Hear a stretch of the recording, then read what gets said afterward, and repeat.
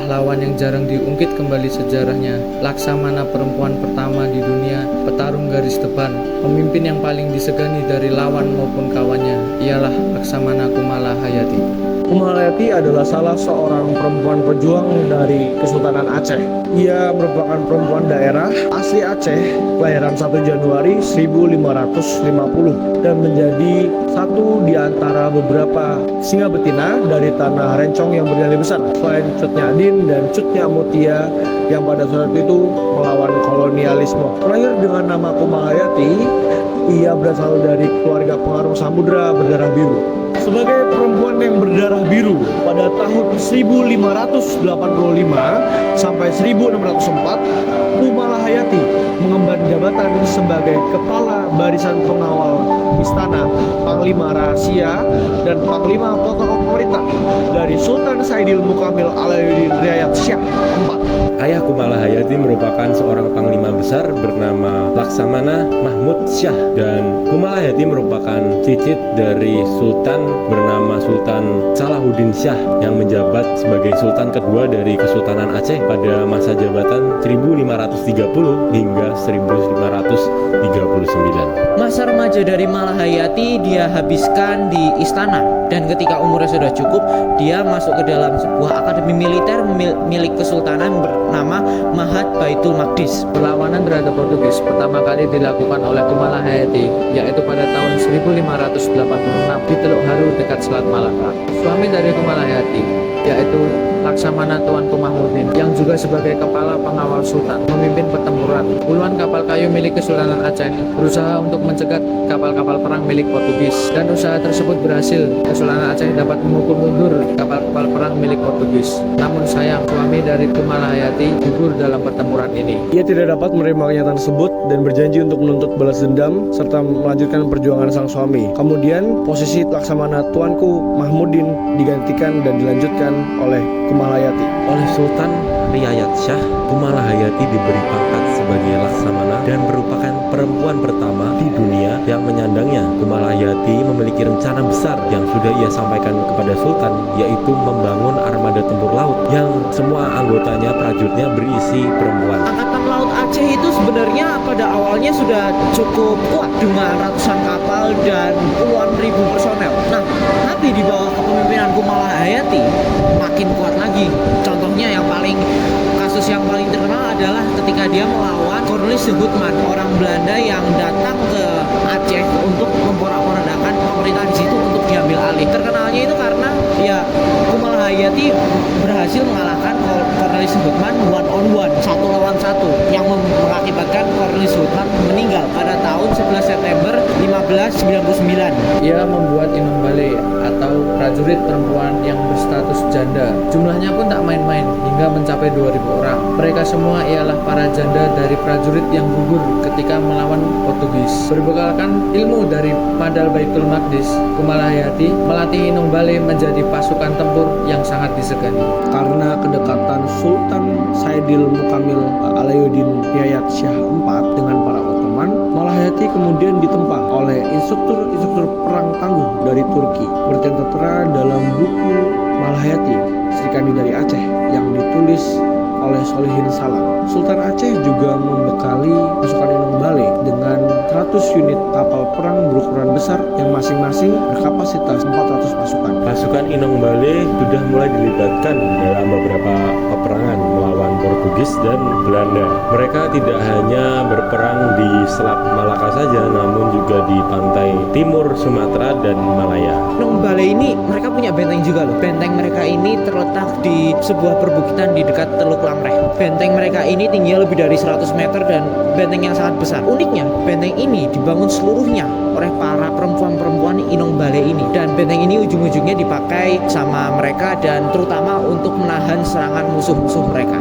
Pasukan Kumala Hayati juga sedang menjalankan misi khusus, yaitu mengamankan jalur laut perdamaian perdagangan kesultanan dan mengawasi pelabuhan-pelabuhan Samudra Aceh kala itu. Sampai akhirnya pada 21 Juni 1599, dua kapal Belanda bernama De Leeuw dan De Luyden yang berisi pasukan perang yang dipimpin oleh dua bersaudara, Cornelis de Houtman dan Frederik de Houtman, ingin bersandar di pelabuhan Aceh Besar. Bumi Serambi Mekah itu menjadi tujuan kesekian dua bersaudara de Houtman setelah sebelumnya sempat menyinggahi Banten, Madura, hingga Bali untuk berburu rempah-rempah. Hanya saja mereka selalu menemukan perlawanan oleh masyarakat setempat karena tabiat dari pasukan De Houtman bersaudara ini memang sudah tidak disukai. Hal serupa juga terjadi ketika mereka sudah mencapai Aceh Besar. Mereka tertahan di kapal di tengah laut karena tidak dapat izin dari Sultan. Pasukan dari Malahayati dan Inong Baleh sedang menunggu dan bersiap untuk perperangan. Ketika Sultan memberikan green light untuk menyerang, mereka langsung keluar dan mereka langsung berperang di tengah laut. Ini ada di tanggal 11 September 1599 dan di pertempuran inilah di mana Laksamana Malahayati dan Cornelis de Houtman berduel di dalam dek kapal. Hasilnya Kumahalayati menang dan Cornelis de Houtman meninggal. Penyerangan ini menggegerkan bangsa Eropa, terutama Belanda, dan sekaligus menunjukkan kewajiban Laksamana Kumalahayati. Nama perempuan ini semakin harum ketika Mahkamah Amsterdam menjatuhkan denda kepada Paulus van Charden sebesar 50.000 gulden akibat ulahnya yang menenggelamkan kapal dagang milik Aceh dan merampas lada yang berada pada kapal dagang milik Aceh. Lalu ia meninggalkan Aceh. Belanda pada saat itu kehilangan banyak pasukan mereka dan sebagian yang masih hidup termasuk Frederik de Houtman dijebloskan ke dalam Hotel Prodeo alias penjara. Tak hanya cakap dalam perang sebagai panglima perang di lautan, Kumalahayati juga dikenal sebagai juru runding yang piawai.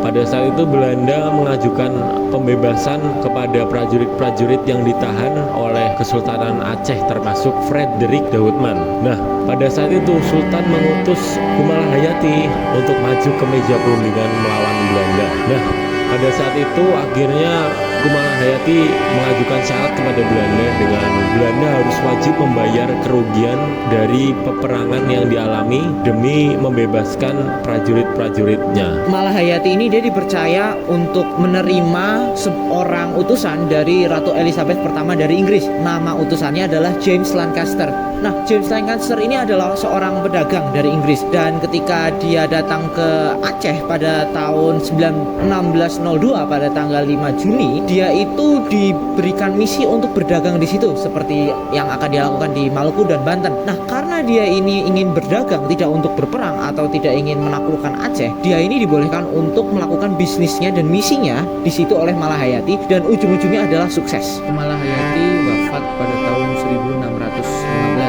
dan dimakamkan di dekat bentengnya di Desa Lamreh, Kureng Raya. Dan Kumalahayati ditetapkan sebagai pahlawan nasional oleh Presiden Joko Widodo pada 9 November 2017. Selain disematkan sebagai nama untuk salah satu kapal perang milik TNI Angkatan Laut Indonesia, nama Malahayati juga digunakan untuk sebuah pelabuhan di sebuah desa bernama Desa Lamreh, Krueng Raya di Kecamatan Masjid Raya Aceh Besar.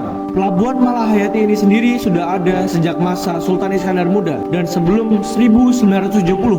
Pelabuhan ini digunakan sebagai pelabuhan transit. Namun pelabuhan ini sempat dialihfungsikan menjadi tempat persinggahan kapal dan naasnya pelabuhan ini sempat mangkrak pasca tsunami Aceh 2004. Baru pada 2007 pelabuhan ini sempat beroperasi kembali untuk mengangkut hasil produk ekspor asal Aceh ke kawasan Eropa dan Timur Tengah. Dengan hal ini menunjukkan dengan jelas bahwa kerajaan Aceh merupakan kerajaan yang berorientasi pada sektor maritim. Terlihat dari bagaimana mereka sangat mengandalkan armada lautnya, baik untuk perdagangan juga pertahanan. Kumalahayati sebagai laksamana perempuan pertama di dunia melihatkan pentingnya peran laut juga perempuan dalam struktur pemerintahan kerajaan Aceh, juga bagaimana mereka mempertahankan daerahnya dari kolonialisme. Hal ini membuktikan bahwa kerajaan Aceh sudah jauh melampaui norma zamannya.